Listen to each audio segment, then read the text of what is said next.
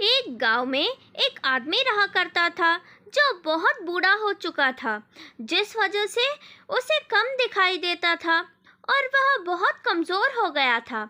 इसलिए वह अपनी बची कुची ज़िंदगी अपने बेटे के साथ बिताना चाहता था। इसलिए वह शहर रह रहे अपने बेटे के घर चला गया।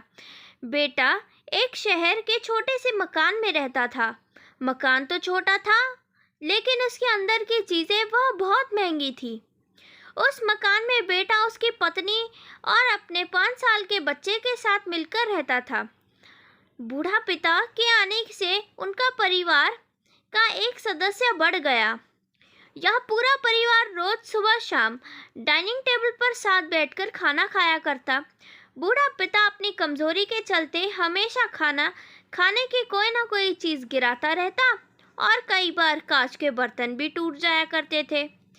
कुछ दिनों तक तो बहू और बेटे ने यह सब सहन किया, लेकिन बाद में वह दोनों बूढ़े से ऐसी हरकतों से चिढ़ने लगे।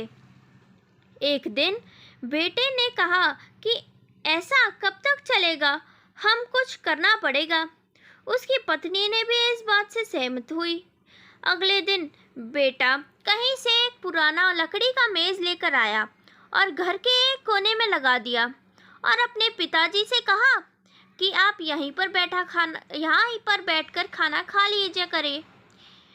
उन्होंने एक लकड़ी का बर्तन भी बनवाया जिसमें वे अपने बूढ़े बाप को खाना देने लगे। अपने कांच के कीमती बर्तन बचाने के लिए वे अपने बूढ़े बाप को लकड़ी का बर्तन में खाना खिलाया करते और उन्हें जरा भी शर्म नहीं आती थी। अब खाने का समय जब जब होता तो बूढ़ा बाप एक कोने में बैठकर खाना खाया करता और बाकी का परिवार डाइनिंग टेबल पर बैठकर खाना खाया करता।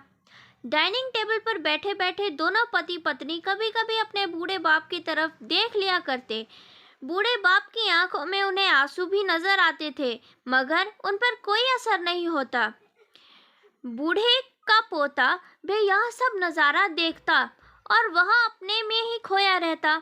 एक दिन जब पति पत्नी डाइनिंग टेबल पर बैठकर खाना खा रहे थे, तब उनका बच्चा जमीन पर बैठ गया, कुछ कह रहा था।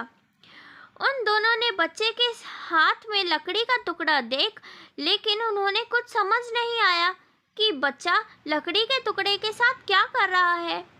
जब बच्चे के पिता ने उसे पूछा कि बेटा आओ खा लो, तुम भी नीचे क्यों बैठे हो, तब बच्चे ने भोलेपन से कहा, अरे मम्मी पापा, मैं आप दोनों के लिए लकड़ी का बर्तन बना रहा हूँ ताकि आप लोगों को जब आप बूढ़े हो जाओ तो दिन में खाना दे सकूं। अपने नादान बेटे के द्वारा दी गई ये सहज बात दोनों के दिल में तीर की तरह उतर गई।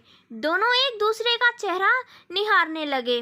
बिना कुछ कहे ही दोनों की आंखों में पानी आ गया और उन्हें अपने भविष्य की किताब अपने आप को के सामने खुली नजर आई। उन्हें समझने में ज़्यादा देर नहीं लगी कि अब उन्हें आगे क्या करना पड़ेगा। अगले दिन कमरे में एक कोने से वह पुराना मेज हटा दिया और अब बूढ़ा पिता और उनके बाकी परिवार साथ मिलकर फिर से खाना खाने लगे। बूढ़े की कमजोरी की वजह हो रही गलतियां भी अब किसी को नहीं चिढ़ती थी। धन्यवाद। अगर आप सभी को मेरी आज वाली वीडियो अच्छी लगे तो मेरी वीडियो को लाइक करें, मेरे चैनल को सब्सक्राइब करें और मुझे कमेंट सेक्शन में ज़रूर बताएं कि आपको वीडियो कैसी लगी। अब मैं मिलती हूँ कल आपको एक नई इंटरेस्टिंग मोटिवेशनल कहानी के साथ। तब तक के लिए बाय एवरीवन, टेक केयर।